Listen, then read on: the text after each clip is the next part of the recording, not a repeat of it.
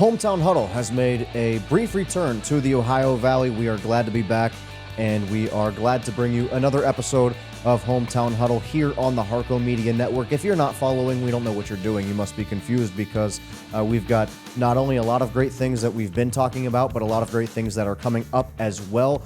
You notice there's the Huskies t-shirt on the show this evening. That's there for probably two reasons. We've got two Huskies coming on in just a little bit joining us. We're going to have McKayla Dunkle and Kobe Mitchell, both graduates of Harrison Central, just down the road here in Cadiz.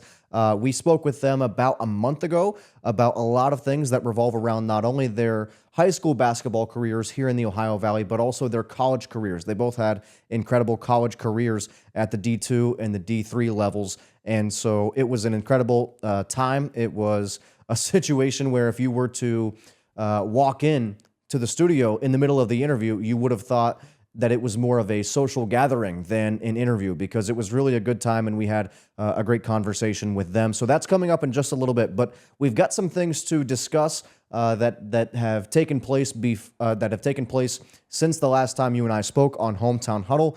And once again, we're glad that you could join us this evening on, what would this be, June 18th, 2026. We're coming up on a year, can you believe it, of the Harco Media Network and Hometown Huddle and everything else. And so it's a very festive time, not only for the United States of America, but also because Harco Media Network has been around for about a year. And so since the last time that you and I spoke, Edison played in a regional semifinal game. We've wrapped up the 2025-26 high school sports calendar.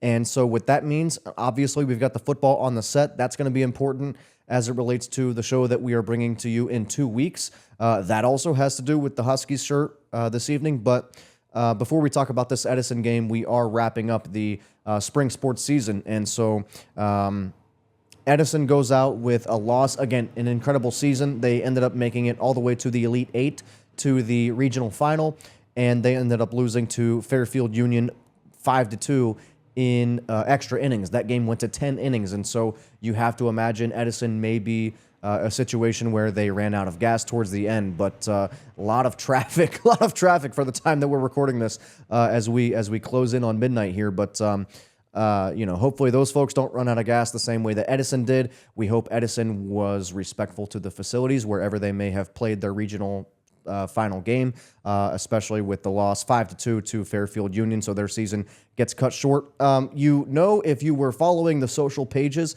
particularly the Twitter and the Facebook pages, that's where the network is most active, and that's where you would have gotten an update as to where the Hometown Highways tour was, and we were down in Marietta. Where were we? We were at, Wilkie's, and that was a great spot down in Marietta. Incredible wings. No matter how they take your order, whatever they bring out is going to be good. No relation, however, to Wendell Wilkie, who was I believe he was the Republican candidate in 1940, if I'm not wrong, and he was kind of a compromise between Taft and whoever the other guy was. I think it might have been Eugene Debs. I can't remember who was in the race in 1940, but no relation to the presidential candidate Wendell Wilkie. Got smoked by Roosevelt anyway. Wilkie's was good down there, and the stadium was good. The atmosphere, where I think they say, the Edda Express, it was an incredible setting for a regional final game between Harrison Central and Lucasville Valley. If you're following the Huskies on their social pages, perhaps there's a relation to Harco Media Network as well. But they did a really good job of hyping that game up, and if you were not able to make the trip down Interstate 77 to Marietta, you could have followed along inning by inning for this game, and it was a game in which, the Huskies were confident, at least offensively, that they were able to hit the ball because of the situation that surrounded Lucasville Valley and Harrison Central as far as pitching. Both teams ended up throwing, maybe their best effort in that what would have been the regional semifinal game.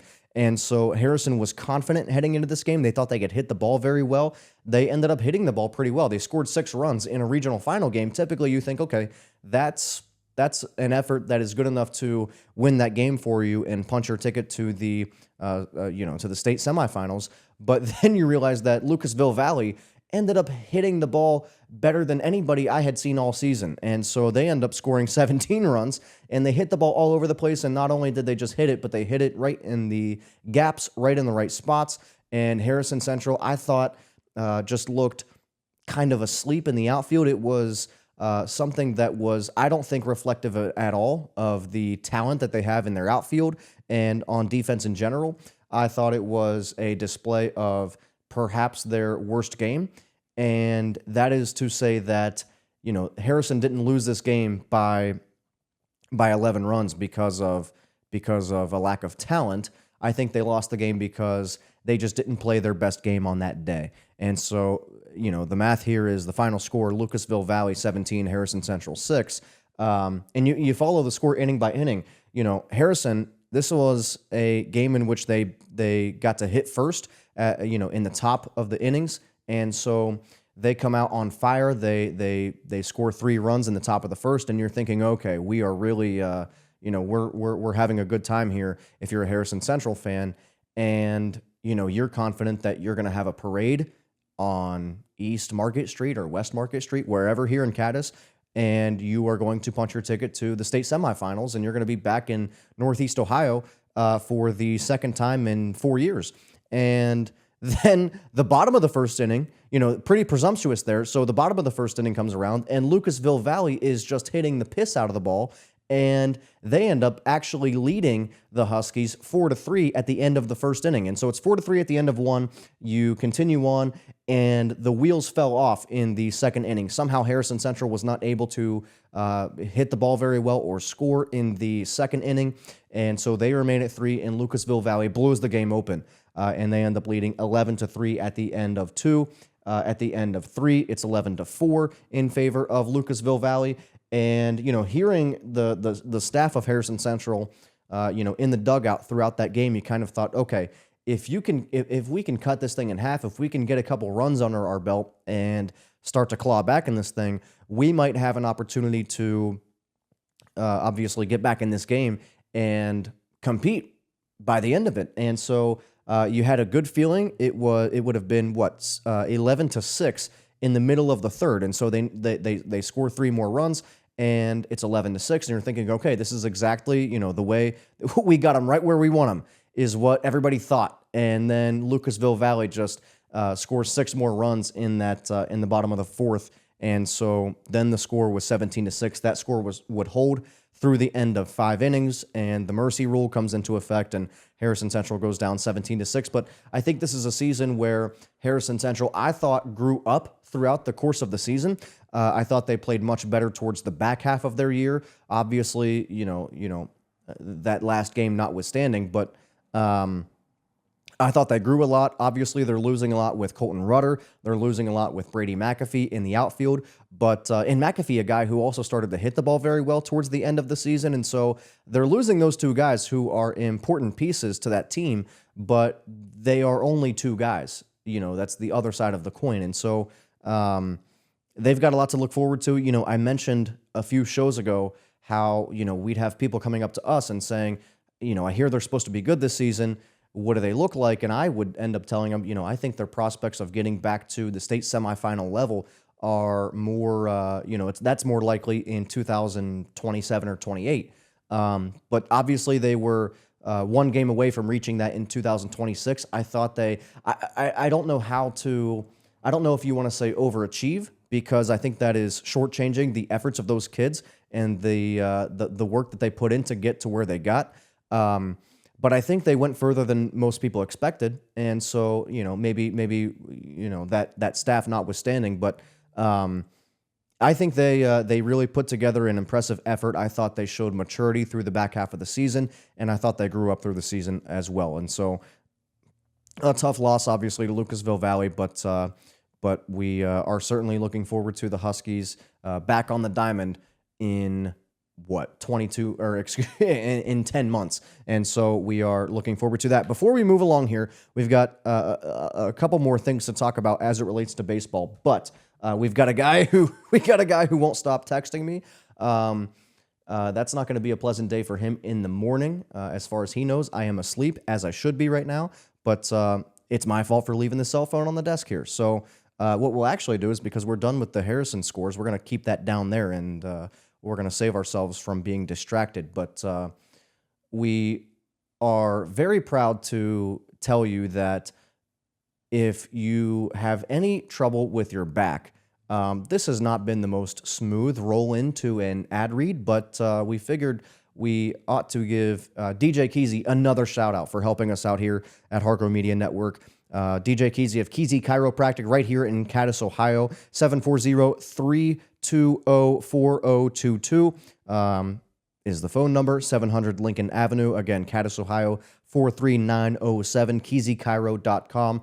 That's everything you need if you need to get your back right, and if you need to have any sort of assistance. I don't necessarily know entirely what kind of wizardry they perform out there, but if you need your back to feel better, I know that DJ Keezy is the right place to go. So that's, once again, we are very appreciative of her helping us out here on Hometown Huddle. Okay, we have talked throughout the season about Highland and that Division VI baseball picture.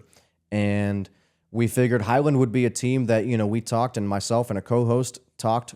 Was it a co-host or a guy I found off the street? I'm not sure, but we ended up talking about how Highland does, if you follow high school sports the last couple of years, especially in baseball, what does Highland do? They win championships, and they win in general. And we thought it was perhaps a foregone conclusion. Basically, I guess the way that we thought of this was it necessarily worth paying too much attention to Highland until it got to the very late stages of the postseason? Probably not, because we all expected them to get there anyway, and they did. They ended up making it to the state championship, the state championship game, where they lost 2-1, a heartbreaker, to Lake Center Christian. And so Highland does not end up with another state championship. But once again, anytime you can reach the state semifinal, and then subsequently the state championship game, it's a good season in my eyes. And so I think those folks up there in, Berlin, I think they have a lot of things to be proud of. Strasburg in the Division 7 race, you had an interesting dynamic in OHSAA baseball where you had a lot of teams, particularly on this side of the state, that ended up going very far in the postseason tournament. And while they all went very far, none of them ended up winning a state championship. Obviously, that was the case with Edison, Harrison, Highland, and now Strasburg as well, with a loss to South Webster in the regional final round. That was a 1-0 crushing loss in 12 innings to South Webster. And so another great season for Strasburg. Same thing with Highland, Harrison, Edison, and all of the teams that we have been talking about throughout the course of this season. But, and I think those are the teams that, they represent teams that played the best ball towards the end of the season, which you want to do, I think, in every sport. I think it's even more important in baseball. And so, nothing to be disappointed. I mean, you could be disappointed, obviously. I think that shows that there's a level of care to the whole thing. But when you look back in 10 years and you look at the seasons that Strasburg, Highland, Harrison, and Edison had, I don't think there's much to be disappointed in, and I think there's a lot to be proud of with those groups in the seasons that they had. As we move along to the West Virginia side of it, I guess what we'll do is we will go a little bit backwards here, and we'll work, not in the direction that the notes are written. And so we'll start with Wheeling Central. And we spoke with Coach Cover. We got a great insight into not only how he runs the bank, but also the Wheeling Central baseball program. And they are a process-oriented team, and a team that has leadership that, just shouts from the top of the mountain to do everything the right way, and that's certainly a program that represents that. That's also an athletic department that represents that. I think I was counting earlier, it's 6 or 7 teams in the entire Maroon Knights athletic department that ended up making it to the state championship game. Or at least very far in the state tournament. And so Wheeling Central Baseball is included in that, but they ended up losing to Logan 6-0 in the semifinals. And so that was something that was, I think, comparable to the conversations we were having as it relates to Highland, in that we were expecting them to go super far. And so you tune in towards the very end of their season, and then you notice, oh, wow, they end up getting shut out It was a really impressive pitching performance on the other side for Logan in the win over Wheeling Central. But again, another season to be proud of. Maybe not the weekend after you lose the game, but when you're looking back and you have that class reunion maybe in 10 years and you're thinking, man, remember when we went to the state semifinals and we were just a couple wins away from a state championship, another ring on our finger. And it's those things that I think those athletes and those people can take with them and continue to talk about for years to come. And same thing with Morgantown. We don't talk necessarily a ton about Morgantown. To me, that's not the Ohio Valley, but to the OVAC it is.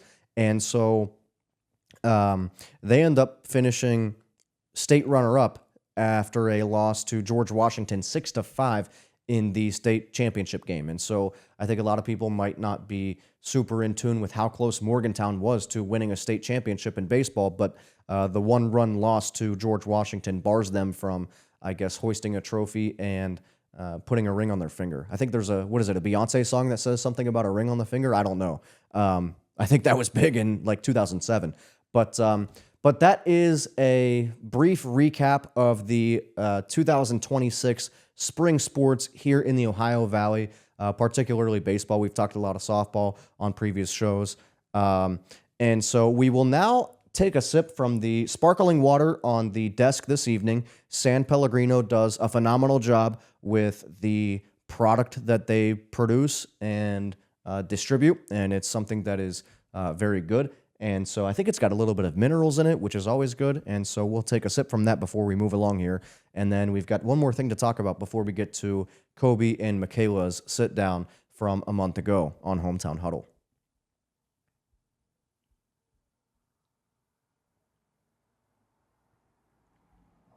Okay, so last week there was notably no episode of Hometown Huddle. This is probably an appropriate time to mention that we will be working on a little bit of a different schedule as we move throughout the summer months. And Hometown Huddle, I would say just expect it every other week as opposed to weekly. You can still expect I Got Your Six weekly on the Harco Media Network, and I'll tell you, the next 3 shows that he has coming up, all of them phenomenal. They're all really good, but I thought the next 3 that you're going to see, I think they are probably in my top 5 as far as favorite episodes that Dirk has done. So be on the lookout for that, and then be on the lookout for Hometown Huddle every other week from here moving forward until we get, of course, to football season. There's nothing better. There's nothing better than football season here in the Ohio Valley. We're going to go off the tracks for just a moment. We're going to drive in the grass for a second here, and I just love high school football. And I'm actually not a big fan of, if you asked me to rank the seasons, I would say, winter and fall are tied for first in my mind. And then summer and spring, I guess, would be tied for third in my mind. And so not a big fan of summer, not a big fan of the sun.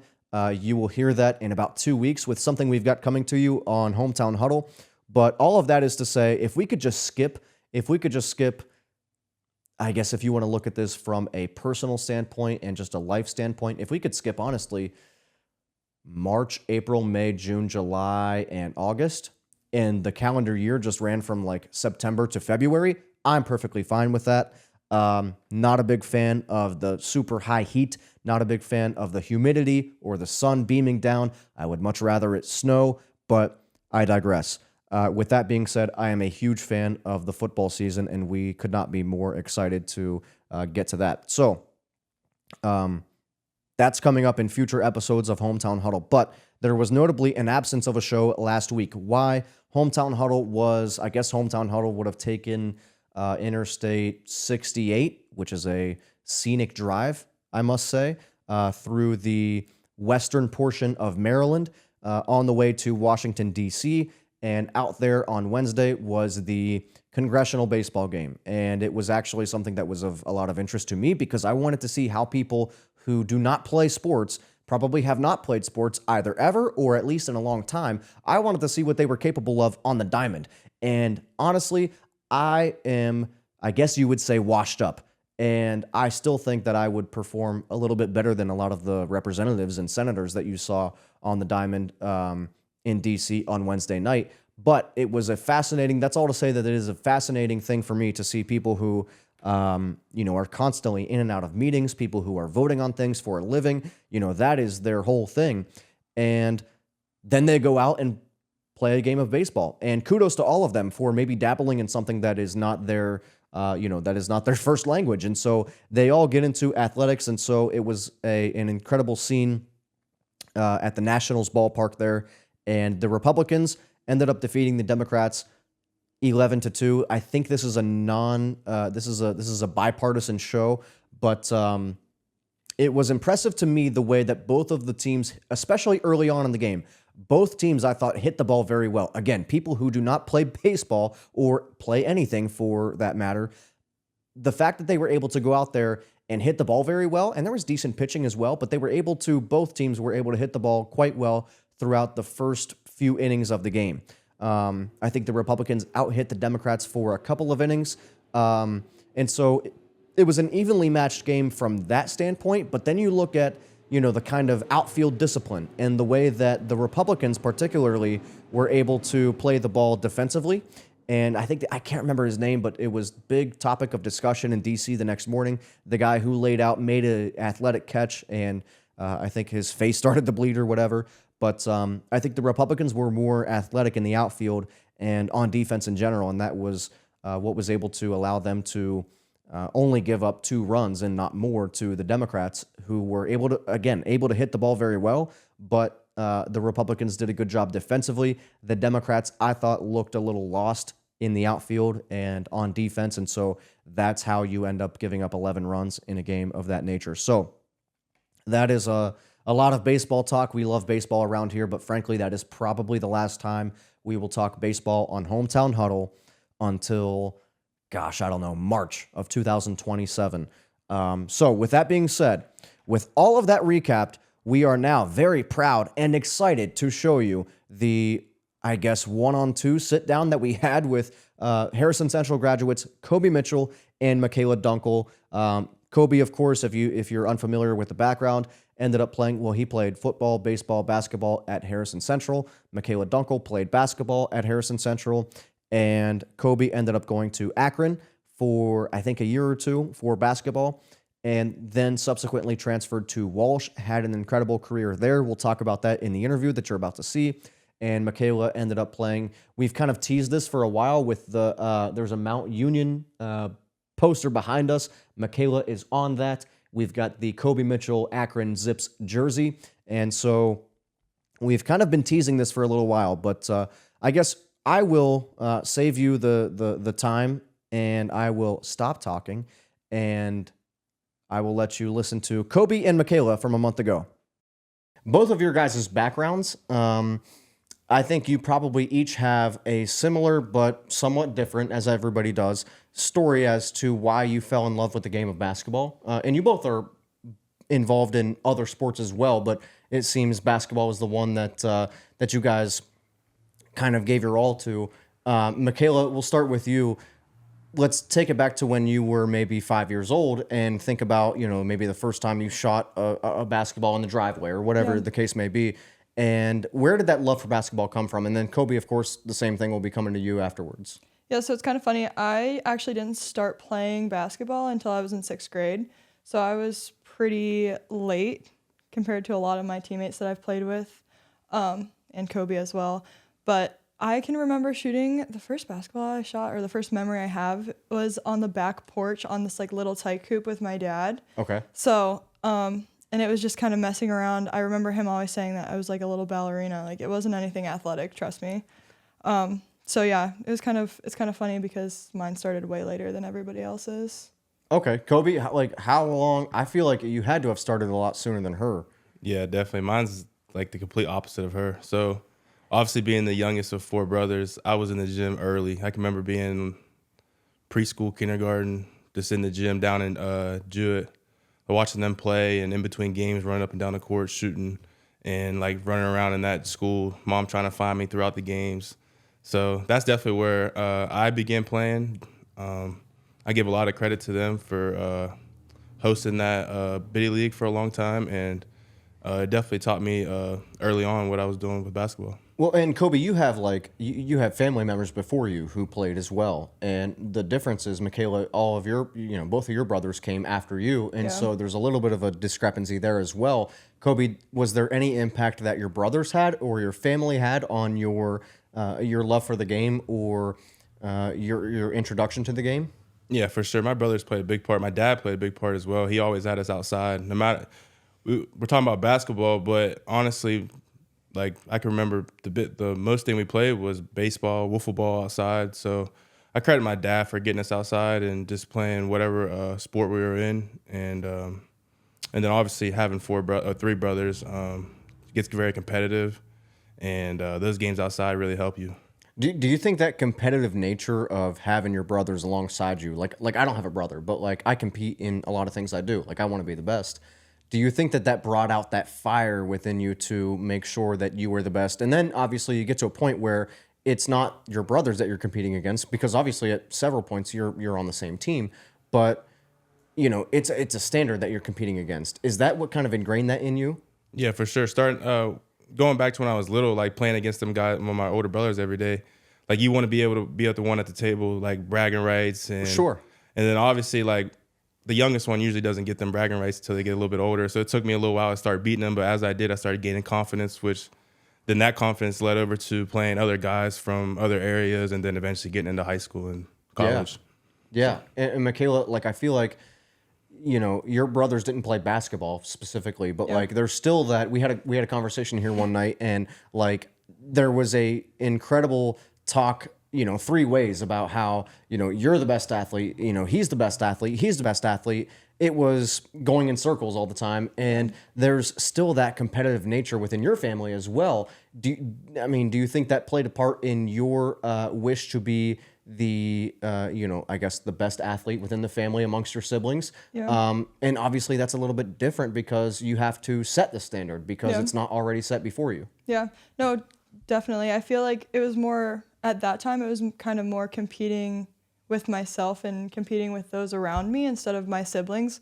And now I think we get to see that payoff, and it's more fun because now we get to argue because our athletic, academic, fill in the blank careers are starting to come to an end and starting to come to a beginning when it comes to like being an adult and finding that like job and the career path that we want to go through.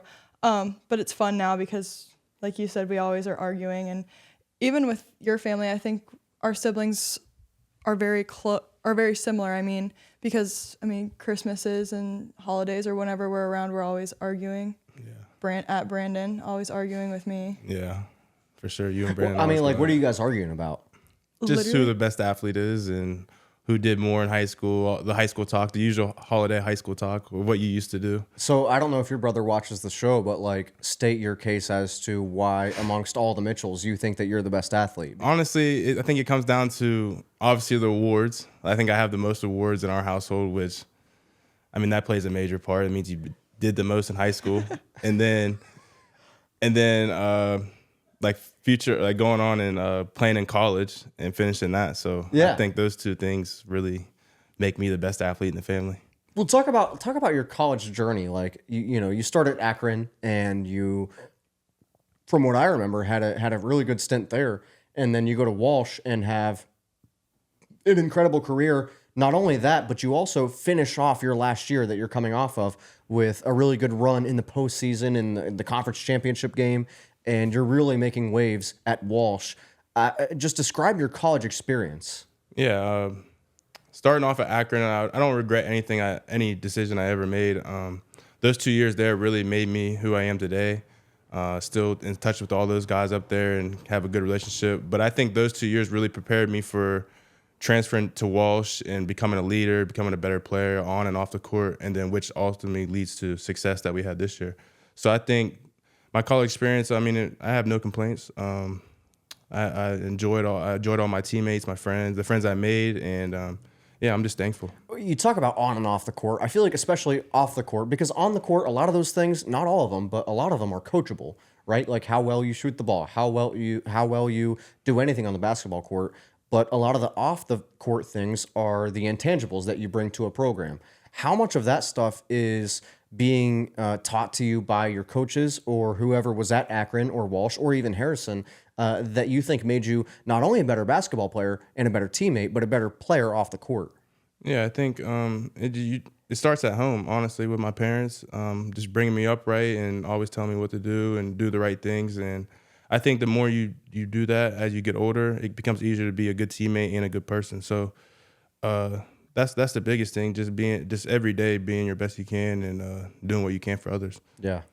Yeah. McKayla, you had to know that the same question was coming to you. I guess describe your process from going from high school to Mount Union and then your subsequent career at Mount Union. And also, I guess, kind of the same thing, like your take on leadership as far as off the court responsibilities versus on the court responsibilities. Yeah.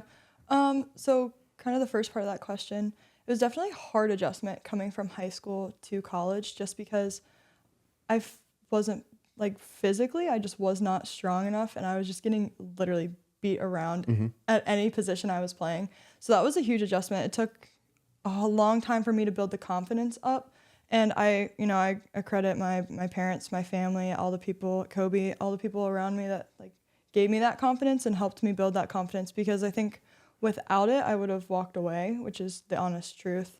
And then kind of transitioning to the off the court and on the court, the leadership stuff, it's something I'm really, really passionate about. I think that leadership is a huge driver to success with whatever you do. And I think it comes back to what Kobe just said of taking care of people, making sure that you're there for people and you're not selfish, and just having that emotional intelligence with yourself, but along with the others surrounding you. Well, you talk about a big adjustment from high school to college, and I feel like it would be similar for both of you guys because you're playing in a town of 3,000 people, and then you go up to Mount Union, you go up to Akron, you go up to Walsh, you go to any college campus really, and all of a sudden you have to learn how to be you have to learn how to go from being the big fish in a small pond, and now all of a sudden you're the small fish in a big pond. Yeah. And was that something that was a big adjustment? I mean, from an athletic standpoint, for sure, but also from just a lifestyle standpoint. I mean, this is a small area, rural area, and you guys go up to, pretty decent sized campuses, and you have to learn a new way of life. What was that like for you guys? I would think the like outside of basketball, it was definitely a big change for me. Obviously, being from here, not a lot of people, but then going up to Akron and being around a large amount of people, and like my roommates being from Cincinnati, where they're in bigger areas like Akron, so they kind of adjusted easier than me. So that side of it was definitely a big change. But honestly, on the court, it was a little bit of difference. Obviously, body wise, getting stronger, but overall, like I think playing like high level talent in summer, like for basketball, AAU, and getting out to the exposure camps, that really prepared me to play the talent that I was getting ready to see every day at practice at Akron, and then eventually at Walsh. But the two things definitely play a major role in your first year in college. Yeah. Yeah, for me, I really wanted to go to a small school. I love relationships, and that's something I was looking for outside of basketball, especially with like the student to professor ratio in classes. Like, I'm a nerd. I love school. Okay. I adore it. So that's something that was really important to me. So that was a big factor in my decision. But as far as basketball, I actually wasn't even going to play in college. I didn't commit until end of February, I think. Okay. For multiple reasons, but I didn't think that I could do it, to be honest. I went to a showcase mid volleyball season, and then I was like, oh, like I actually like am capable of doing it. Yeah. And that was a huge adjustment because it took me a while to like understand the game of basketball, which sounds really crazy. Yeah. But like I was never ready for those backdoor passes or like those dishes down to the post. Like I literally would not catch them, or I would not be ready for them because I just wasn't used to it. Schematically, you didn't understand like what was going on. No. Okay. No, it's like I literally did not know the game. Like I don't think I knew the game. So that was a huge adjustment. Now, how did you feel? Like, I mean, obviously you're tall. Like you're taller than I'd say the average woman in the United States. So like, do you feel as though some schools were taking a look at you and, maybe thought that, well, she's got height, we can develop her, things like that? What's your take on that stance? Do you think that's why maybe Mountain Union was a good fit for you, or was that something that wasn't a factor at all? I mean, what's your take on all of that? That's a good question. When I was getting recruited, I actually only got recruited like fully got recruited by 2 different schools, Adrian in Michigan and then Mount. But I from like 8th grade to my senior year, we would always go to the Mount Union shoot-arounds. Okay. So like they were kind of familiar with me from there. But I think that they just knew, they were familiar with me. They knew I was close. They knew I'd been on campus. And I will never forget this. Whenever I was getting recruited, Coach Bennett literally said, I recruit good people and good players. So I think just being able to do the right thing and her being able to see that, like I have that character to fit in. And I 100% think that is true from my 4 years there. Like, Kobe, do you sense that Walsh and Akron are kind of the same way, where they're recruiting the character more so than the player? Yeah, it's funny you say that. I think literally, was it a day ago or 2 days ago? I told her, like, the 2 guys I played for, John Gross and Jeff Young at Walsh, like, they hear anything bad about you, like on the court or even off the court, they go away from you automatically. And because ultimately, like winning, like this year's team that went to the Sweet 16, like if you've seen one of us, you've seen all of us. And I think that impacts winning more than anything. I mean, that's culture right there. Like, yeah, and Walsh really does a great job. Akron did a great job of that. But if you have a strong culture, you win a lot of games. And I think that's the most important thing, just getting the right guys in there with the right character. Yeah, no doubt about it. I mean, talk about that run that you guys just went on. Obviously, not the result you wanted at the end, but the kind of season that you had. And then personally, I mean, from a team standpoint, of course, it was incredible. And I'm sure all those guys are preaching, the team mentality for all you guys. But you had an incredible run as well. I guess describe what that was like. I mean, there's no way it has never crossed your mind to where you think back to where, like, man, I was 5 years old. I'm down here on East Market Street, and I'm thinking about, maybe putting up a lot of points in a conference title game or whatever the case may be. That ends up happening, and now you have the opportunity, like many folks don't have, to look back and think, when I was however old, I thought about this, and now it came to fruition because of the hard work that I've put in. What's that like for you? Yeah, it's crazy to think about sometimes, because I can think back and like vividly remember me and all my friends around here, like out behind my house, just playing 5-on-5 for hours until the streetlights came on. So to see all that unfold and then finally get to the moment to where I'm winning championships in college and playing in big games, scoring a lot of points, doing what I need to do for the team to win, I mean, it's crazy. But to reflect on the season and how it ended or how far we got, like that run was unbelievable because of the guys. Like the guys made it. Like if you have good guys, the season flies by and it's just having a good time every day. So I want to thank those guys for sure, because without them, that wouldn't have been possible. And yeah, I'm just grateful for them. Was it something to where in your locker room it was a sense of, guys, we have to win this game, not for whatever kind of trophy we may get or whatever kind of press we may get, but because we want to play with each other for another game, for another round? Was that the kind of sense in your locker room in that run? Yeah, so early on, like, we wanted to win games because the year before was like one of the worst years Walsh has had in basketball. Okay. So we really wanted to capitalize on that year. So early on, it was just about winning games and getting back to our Walsh standard. And then as we start to win, we started to win a lot of games, not losing many games, and the win streak starts to pile. Like, you can start feeling like we're starting to play for each other. And then you get to like late in the season, you're like, man, I don't want to lose this tournament game, because if we lose a tournament game, you're done. So as the tournament games went on and the season began to come to an end, like, you could really start to feel like guys are like giving it everything because they don't want the season to end. They want to play another game with all their teammates. So I mean, that's something I think every college basketball player or any college athlete wishes that be a part of one day, and I'm thankful I got to experience that.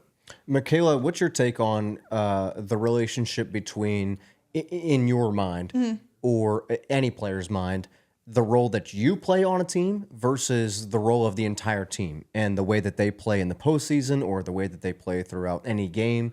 What's your take on kind of separating, again, your character or your style of play versus the way that the team is playing in general? Yeah. I mean, I think through my 4 years, the worst record we had was my freshman year, and the best record we had was my senior year, and that like got better after every year. Yeah. And I think the whole reason for that is because we realized that if we play unselfishly and instead of for ourselves and instead of for ourselves, we play for each other, that's kind of when it started to be more successful. So I think just being able to change that mindset instead of, it sounds so cringy, but like we instead of me is just the key aspect there, because that's really when you find the most success. Where do you think that comes from? I mean, obviously that comes from your coaches, that comes from the administration, that comes from anything that's above you. But it takes a little something for that to show in every player, because you don't achieve success if that doesn't come out of every player. Yeah. So where do you think, from a team standpoint, only players, like where do you think that came from? I'm gonna just reflect on specifically my senior year.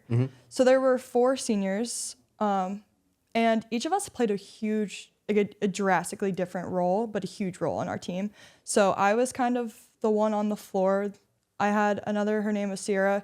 She was the voice and like led scout. Audrey, she was the one that kind of was the mentor. And then Sienna was more of like the manager. Okay.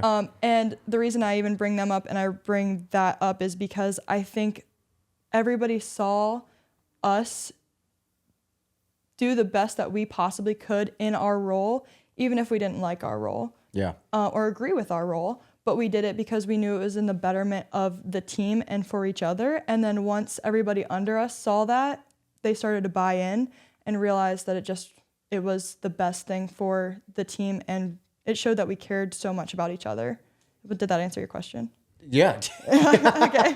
Yeah, I think so. And I also think that like it brings up an interesting concept to me, like this concept of where do you allow your ego or your personality to stop?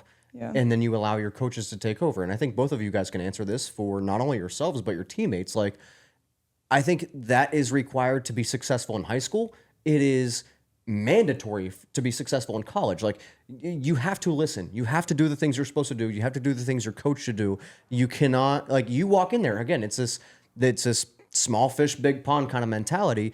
I guess, like, and I don't know any of you guys to have big egos or anything like that, but like, you have to understand that that stuff has to press pause for a moment so that you can become the best version of yourself that you can be by way of the coaching that you're given. Yeah. Yeah, and I think that's the best way for you like to grow too. It sounds kind of as a person and as an athlete, because it just... Well, it sounds cliche. And that's what I was just going to say. They say those are all true. Yeah. They just sound weird because people don't believe that they actually work, but newsflash, they do. Yeah, yeah. So I think that, and I think this past year, so many of us just reflected on the year and was like, oh my gosh, like this, it just gave back to us in such different ways because we had such a successful year in my past 4 years. Mm-hmm. I'm sure you can probably elaborate on from like my own personal experience, like going to a winning program right out of high school, that's won championships already. You have to kind of just put your ego aside like immediately.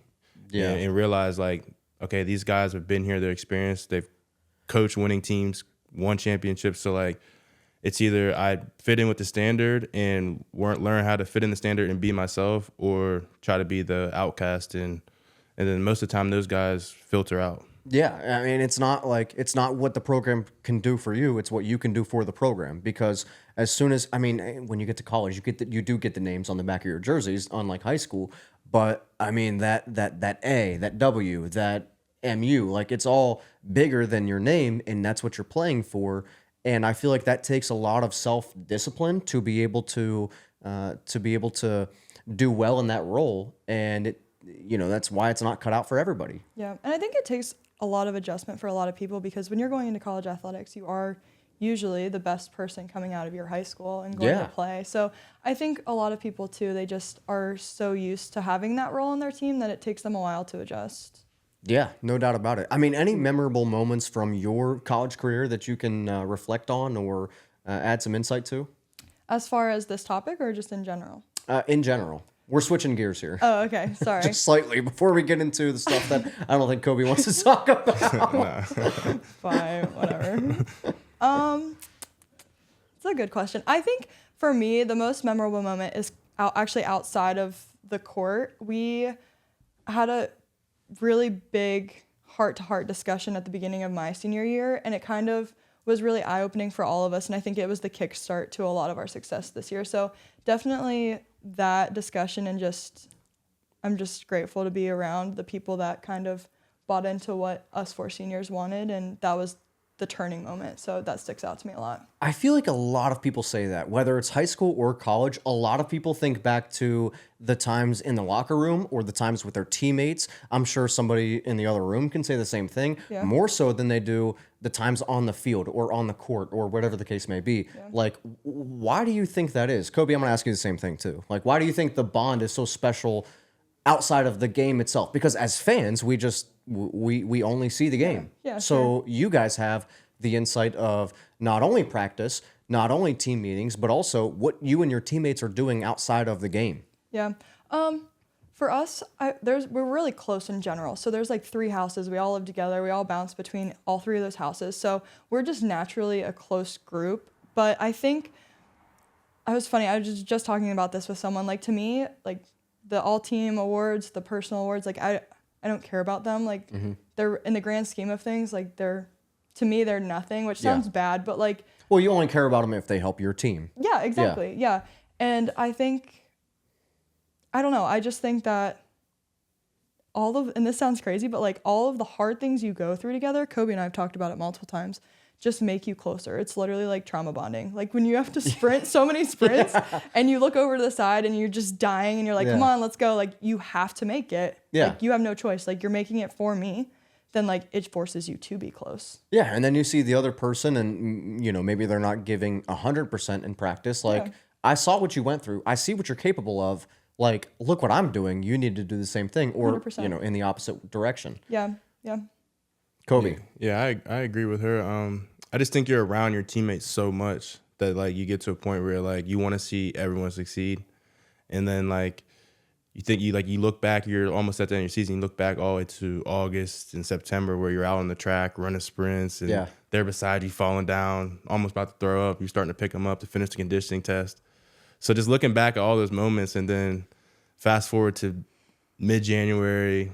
Early February when the season's almost over and you're like on the bus ride, like laughing about it now. But just all those memories, they're special to keep. So those are the things that I'll really look back on. And then as for like my favorite memories in college, I think being in high school and winning some games but not winning as much as you want to, and then finally getting to college and winning 3 championships in 5 years and breaking down that barrier and all your hard work finally pays off. Like that's probably my core favorite memories I'll have on the court wise. So you guys have been together since since I was in high school, as far as I can remember. And you guys both played ball in high school, and then you go your separate ways in college, but you stick together. And then by way of whatever you want to chalk it up to, you end up not super far from each other, but still apart. And you guys continue to stay together and work together and, all of those things. I guess, McKayla, you can probably answer this a lot better, but what was the key to that? Like specifically, the athlete part of it. I mean, like that was a piece that you guys could have bonded over, which I think a lot of couples can bond over certain things that they have in common or whatever. That's kind of one of the first things you look for. But there are other things that you guys don't have in common. Yeah. And those are the things that when they boil over, those are the inflection points in a relationship. Yeah. And so, I hate to take the show in a completely different direction and talk as though I'm qualified to do something that I'm not. But like, what was the key aspects for you guys to make sure that you guys could continue to keep this working throughout the course of not only your high school careers, but your college careers? Yeah, I 100% agree. We bonded a lot over basketball. We'd work out together until literally the seasons ended, and we still work out together just in different ways. So I think we definitely bonded over that a lot. It's going to get sappy for a second, but I credit him for my success in college because he pushed me a lot, made me cry multiple times. In what way? Workouts. Like what way did he push you? No, just like in workouts and stuff. Like when I, didn't see my capabilities. There was one time he wanted me to do 10 reverse Mikins in a row. I couldn't get 10 in a row, and I started crying, and he was like, let's go. Like, you need to do it. Yeah. So I just think pushing me in different ways that I wouldn't push myself, but definitely bonding over the game a lot. Yeah, a lot. Kobe, what do you think? Yeah, similar to what she said, just being able to talk to each other about certain situations that we're going through in that period of time, whether it's on the court or off the court. But those two things I think really help bond us and pull through. So, I mean, as far as off the court, like the second, now correct me if I'm wrong, but you're class of 21. correct. You are 21 as well, or 22? 22. Okay. So, I mean, there is a little bit of okay, he's away at school and you're still at Harrison. Yeah. That's a challenge in my mind. There's also the challenge of you guys never went to, after high school, you guys never went to the same school. So there is a level of communication that has to be good, whatever it looks like. I don't know. I don't know what it looks like, but like it has to be good enough to continue to be together throughout both of your guys' college careers. And so, I mean, what is your take on what was important for that to be good enough for you guys to continue to stay together? Yeah, I think communication is key. Even though she doesn't think I communicate well, or hardly anybody I text. If you ask anybody, they probably say I'm the worst texter they know. Why do you think that is? I mean, I tend to take a while to respond to someone. Not on purpose, just the way I am. You didn't text us back saying you were going to come here tonight. Yeah. For the record. He loves to leave people on red. So Yeah. if you ever got left on red, don't take it personally. Well, you got to turn that off. You can No. turn the red receipts off. Drake, no. Yeah, Trust me, he I already can. turned it off. Maybe not for you, but like he it's can. on for her and everybody else. It's not. Yep. on. Yeah. There you go. That's Okay. fine, yeah. But yeah, I think communication is the biggest part of that, and I think we're able to find a very balanced way to communicate with each other, and when we needed to, and I think that's what got us through. Do you think it's difficult when your guys' schedules are, even though you guys are playing the same sport, you're both playing college basketball, your schedules are not aligned. It's Yeah. like the world's not that perfect. So like, what's the difficulty of like, okay, you've got class all day, he's got class all day, and then you've got practice all night, he's got a game that night, and then you guys might not hear from each other until the next day or whatever the case is. Like, Yeah, how sure. difficult is that to manage? And like, you could speak to that. You could also speak to how you manage your way through that situation. Yeah. I mean, at the end of the day, I truly do believe this. Like, if you want to find time for something, someone, whatever, you will find time. So whether it's, I mean, there were a few times where like we literally just did not text all day, whether I liked it or not. It just had to happen. It just had to happen. But there have been multiple nights where we would drive over at like 9 o'clock at night and then leave at like 8:30, 9 o'clock in the morning. But like just to be able to spend the night together and say like hi was plenty enough. Yeah. Yeah. Well, and I've got a buddy who's a much better person than I'll ever be, but he always talks about how it's more about choice than it is chance. Yeah. And it's a conscious effort that you have to take to go out of your way to make sure this works. And you don't achieve that without two people who are willing to do that. Yeah. I completely agree. Yeah, and then also it helps, like, it's hard being in college, two different schools, but it also helped that we were 25 minutes apart at most, Yeah. going through the last 5 years. So I mean that helped. That played a major role and helped in a big way. Yeah, I didn't even think of that. Like, I knew it was like the same quadrant of the state, but like I didn't realize it was 25 minutes. Like, I'm sure that kind of helped you guys a little bit. Yeah, 100%. I mean, there were multiple times both of us, like either he would run out of practice and like come to my games, or like I would literally bring clothes to change into to go to his games. So like, Yeah. it was, I mean, we might not make it there at tip off, but like we still made it and showed up for each other. So Sure. Yeah. Football. There's nothing I love more. So, Kobe, obviously you played. I played with you. I'm probably not even listed on the roster if you go back to that year. No. But your football career, I mean, how do you think that impact? Because, like, when I think of Harrison football, the last 10 years, like, you're probably the first person that a lot of people think about. So, what do you reflect on as far as your impact in that role? And subsequently, how do you think that helped you on the court? Yeah, football was probably my first love, to be honest. I honestly thought I was gonna play football till my senior year of high school, and I was getting recruited more than I was for basketball, which is Okay. the weird thing. So I would say my senior year, all the way up to October, I was like thinking football is the way I'm gonna go. I was getting recruited by several different schools, and then I just happened to go to a basketball showcase up in Columbus, and my basketball recruiting just kind of blew open. But I would say it helps me. I mean, it's like anything else. I think the best athletes and the best players the players that go on to be successful after high school are the ones that stay competitive year round. Okay. Yeah. Three sport athletes. Yeah. Because Yep. I think if you play all of them and you're busy all year round, it builds you to a better person and become more competitive, and nothing really phases you at the end of the day. So, yeah, I think just staying busy and competing all year round, especially in football, I think it helped me for competing in basketball as well. Yeah. When you think about your future, do you think that coaching is something that you guys would potentially be passionate about? Not only because of the strategy and the chess match of the game that you're coaching, but also because of the character development that you have an opportunity to instill in some players. I mean, I always tell Kobe to let me be his assistant coach when he's in the big leagues. I don't know if that'd be a good idea, to be honest. But for sure, that's definitely what I do. My long-term goal is to be a college basketball coach. Okay. So right now I'm looking for places, reached out to a couple schools, got offered a couple of positions to be a GA at a couple of schools. So Oh, that's awesome. that'll be my dude. next step. And then obviously at the same time preparing for maybe opportunity to go overseas and continue playing. So Yeah. that's kind of where I'm at right now. Yeah.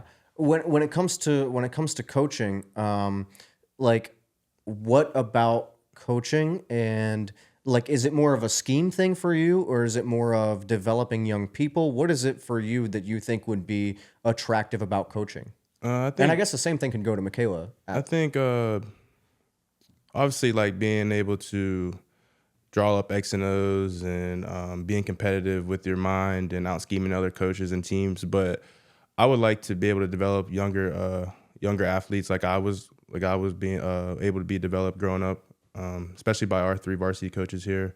They did a great job of developing me into a good athlete. So I kind of just want to pay that forward and keep it going. Coming from a place like Harrison County, where all of us grew up, what do you think is special about seeing that community investment in you guys and the community buy-in? I'm sure a lot of the county followed both of your guys' careers as you guys moved throughout college. Just talk about what it means to you guys to be from a place like Harrison County, which has, 14,000 people. Yeah, I'm going to specifically focus in kind of on the younger generation just because that's just what popped to my mind first. Specifically, like the Hayes girls, I babysat them when they were like super itty bitty. The Smith girls, like those are the people that I kind of think of, and just like making sure that I am showing them like who the good character and what they're capable of is just something that's really important to me. And the fact that they've supported me, multiple people have supported me through that, is just something that I think touches my heart in a different way. I hear you say things that sound to me like off the court. Yeah. Because again, it's more character than it is player. What are those specific things that you think that are important to you that you try to communicate to the youth? Just making sure, I feel like we've talked about it a lot, but just making sure that you're doing the right things all the time, because at the end of the day, this is a small town and you don't know who's looking.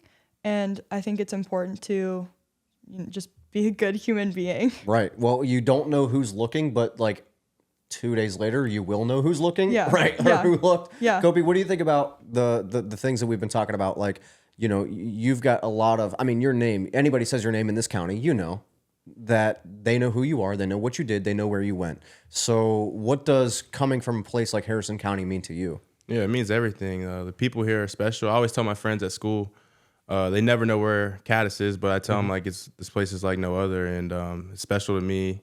I grew up here. All the people, I know everyone here, and the support ever since I was a little kid. To see the support that my brothers had and that I had going through was crazy. So, and then obviously as I'm playing in college, to see someone new at every game. So I think this place is special, and it's definitely somewhere that I would like to come back and give back to as much as I can. Yeah. Do you guys think it's important? One of the things we talk about with coaches and on the show, just in general, is what it means for a community to invest in its youth. Because, I don't think there's anything more important than that, because you look at some people and, it's their entire mission to give back. And, what better group to give back to than the youth of your community who are going to have an opportunity to grow up and become people like you guys have become and be people who have given back to society and done their part in the world, I guess. I mean, not to get like super deep on it, but like that's really what it's all about. So like that's kind of what I think is important about community and investment in the youth. Yeah. Yeah, I agree. And like whenever you were talking about that again, first thing that popped to my head was like Katie Elsie like coming back and just practicing against me. And because obviously she was a big name, still is a big name. Yeah, sure. She's old and washed up now, but but just God, I hope you know her really well. Yeah, no, she'll probably text me and be like, "How rude of you." But she would just come back and play against me. And I just feel like that is something that I always enjoy too, like coming back during breaks and going to the gym with Coach Smith, Coach York, whoever it is, and just being able to like help them in any way that I can. That makes me think of something that I haven't brought up at all, but like you guys are both done with your athletic careers. And that's that's not funny. That sucks. Because even as somebody who has come to terms with that several years ago, because I wasn't any good, but like you guys were good, so it was probably more fun. But like it's over now. So like where do you go from there? I mean, I imagine as like a high school athlete and then a college athlete, like that becomes a big part of your identity and who you are as a person. But like in a way, that's one of the things that like should go on your driver's license, not the things that you believe in, not the things that you are all about as a person. So how do you both reconcile with the fact that your athletic careers have come to an end? Because that cannot be easy. Yeah, Good question. I think the way to come to terms with it is just like if you truly gave it everything you had since you were younger and then all the way out throughout college, I think that you'll be fine. Like you can live with whatever happened and live with the results, which is kind of what I'm doing right now. Like I'm happy. I'm never satisfied, but I'm always like ready for what's next. But I can honestly say like I'm proud of what I did and like I have no regrets. So Yeah. Yeah. I completely agree with that. I personally don't understand like how like there's always depth behind whatever you do, and you just have to find that depth and that reason and then like be okay with that reason and be satisfied again with kind of what Kobe said, be satisfied with what you did, whatever it may be. Well, I mean, what's your take on regret? I mean, I think that like a lot of people try to live their lives in a way in which they don't have any regrets, but I think that can be in bad faith sometimes. But if it's in good faith, it means that whether you did good or you did bad, you understand that there is something to be learned from that. There is something that can come from that. Obviously, if you did good, it's no different than watching film after a game. Like if you did good, okay, let's keep doing this. Let's find a way to improve on this. If you did poorly, then what do we have to change? Things like that. So I think that is and that's one of the reasons why we love athletics is because they tell a lot of, athletics are a motif for the things that you will encounter in life. And there are just so many things to learn that will be applicable when both of you guys and myself are 38 years old. Yeah. Yeah, I think, and then I also think people who have regret didn't learn from either whether it was a mistake or something they did positive, they didn't learn from it and move forward. So I think, especially for us two being former athletes, like just being able to learn from our past experiences and really try to grow, I think that would be the biggest thing. Yeah, no doubt. Well, Kobe Mitchell, McKayla Dunkle, both graduates of Harrison Central High School. Guys, we appreciate you so much for coming on, and thanks so much. Yeah, no problem. Thanks for having us. Yeah, thanks for having us. There you have it, Kobe Mitchell and McKayla Dunkle. We are at Harco Media Network very appreciative that they were willing to come and sit down with us. And, those are people that I shared hallways with and really just top tier people in general, regardless of what they did on the court or on the field or whatever the case was. We were glad that they were able to sit with us. And again, it was really an incredible night all around because of just the social nature of the way everything came together. And so we were really thankful that they sat down with us. I thought it was something that was, and I'm appreciative of everybody else at Harco Media Network that really helped to, facilitate that. And one of the things that we thought was important to touch on is, not often, I guess really not often these days in general, do you have couples that stick together when you look at divorce rates and things like that. But it's, I think, even more rare that you have couples who, start seeing each other in high school. Then they both have successful athletic careers beyond high school. In college, they go to different schools, they stay together. And I thought that was something that was a very interesting story. Obviously, we touched on it a lot in the interview.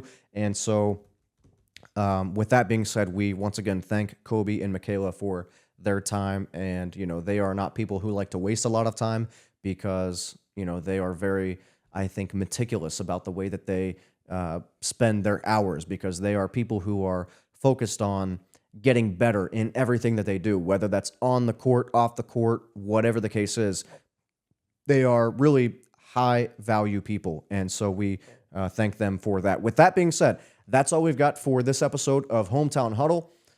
The host has to get back on the highway, but I will tell you that in 2 weeks, we will have another great episode and a great interview for you. It may or may not be somebody who has appeared on the show before. And then I think 2 weeks after that, we will have another guest on who we have never really met before. I think I met him maybe a couple years ago, very briefly, but I guess I'll say we've got two prominent football coaches here in the Ohio Valley coming on Hometown Huddle in the next couple of episodes. And so you're going to want to tune into that. Once again, if you're not following on the social pages, anywhere that you do the social media thing, whether it be TikTok or Instagram or what are the other ones? Facebook, Twitter.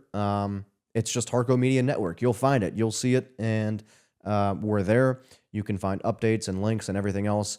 And then obviously for the shows themselves, whether it's mine, Dirk's, or Luddy's Main Street Message, you have to be subscribed to the YouTube page. If that's where you do it, you got to be following on the Facebook page. If that's where you like to watch, if you like to listen, if you're like me and you like to listen on a 4.5 hour drive and you are listening to Apple Podcasts, in my opinion, better than Spotify, you can follow us on those things as well. So with that being said, that's all we've got for this episode of Hometown Huddle. I thank you so much for watching on this Wednesday night. And with that being said, for everybody at Harco Media Network, I'm Drake Watson saying have a great night and thanks for watching.